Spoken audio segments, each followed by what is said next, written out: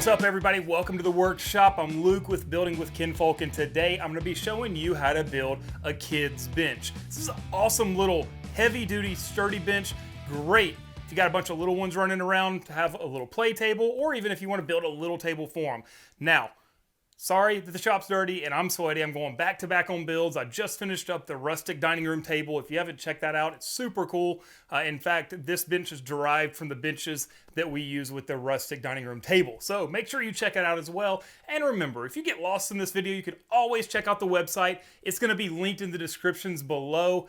It's going to have everything written out, all your cut list, everything else. So make sure you check it out as well. But you're going to get some more helpful tips if you watch the video. So, you know, kind of keep an eye on both. So we're going to jump right in. Here's what you're going to need for this build.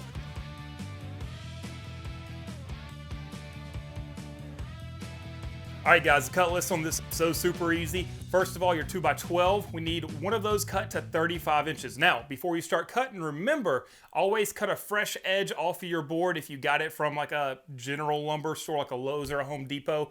I always do that. You won't see me do it here because I'm using leftover wood for some other projects. And so, you know, just keep that in mind always. You want to have that fresh 90-degree cut. That's especially important in some of these that we're going to have here. The second thing we're going to be cutting is the 2x4s. We're going to need two of those at 26 inches long. That'll be our top aprons.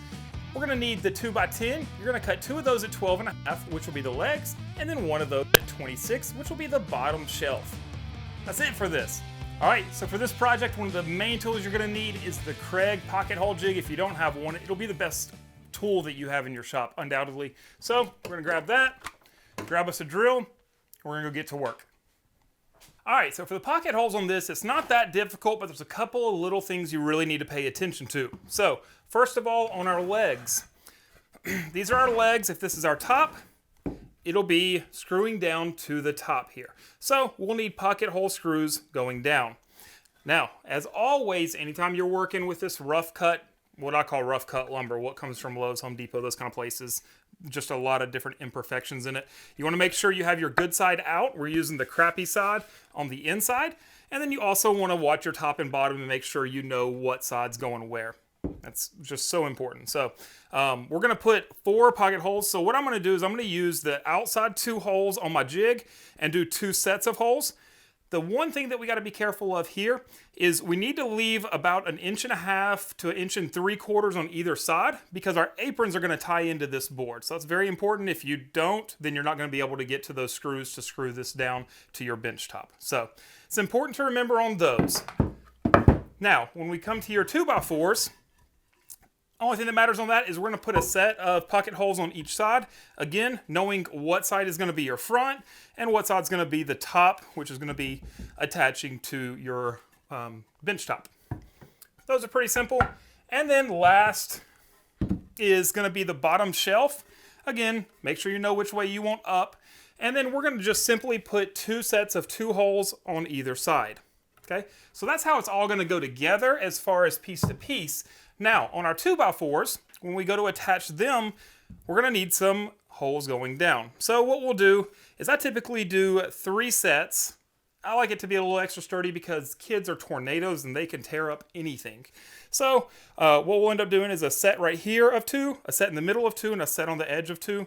And you want to make sure that's on the same side as your other pocket holes you've already done. So, and I like to do those last after you've done the end ones. That way you know and you don't end up overlapping your screw heads here on the ends. So let's go ahead and jump in and make some pocket holes.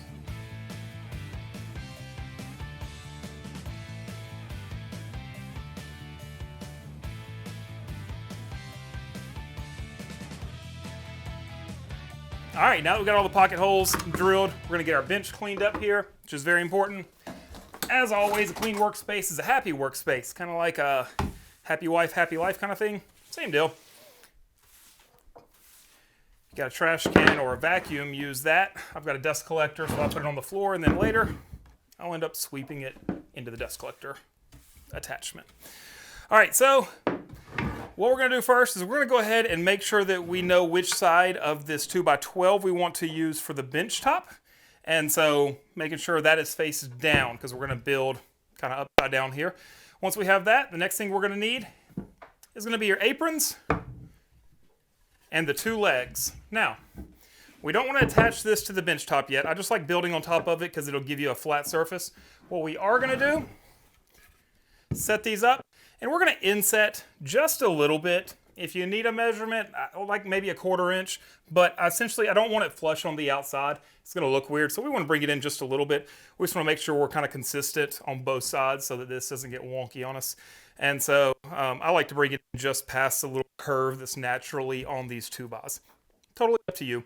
We're going to do that. We're going to go ahead and use 2-inch pocket holes, or screws, I'm sorry. I'm using the coarse 2-inch screws. And just like that, you want to make sure that your pocket holes are facing the right way.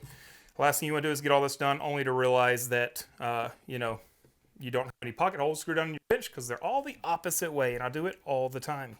So, once you have it all set up, we're going to go ahead and get it screwed in, start building this. It won't take but just a minute. Guys, this is awesome because it's like a 30-minute project and you have some really cool benches for your kids.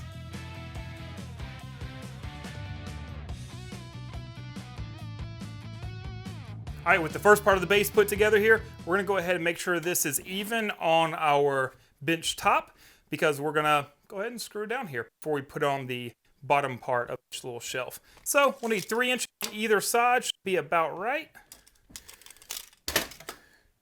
And then, and that's on the ends for your side to side. It's going to be about 1 inch, 7/8 inch, something like that, which I'm pretty close to. We'll go to the inch there. Obviously, wood that comes from Lowe's and Home Depot, places like that, they have a little bit of variance in them. So once it's there, all we're going to do is pop this down. I like to start on my 2 corners just to make sure that it's set, and then I'll move from there. One thing is just make sure you don't screw too far. You don't want to go all the way through your bench. You want it to be tight, but you don't want to over tighten it.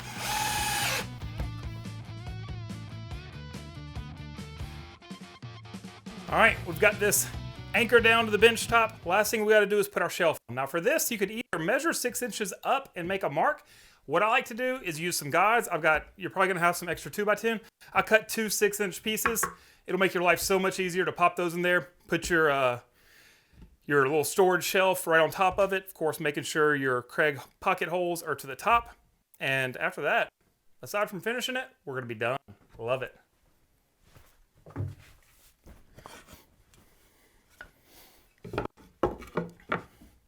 Again, these are just my guides, nothing else.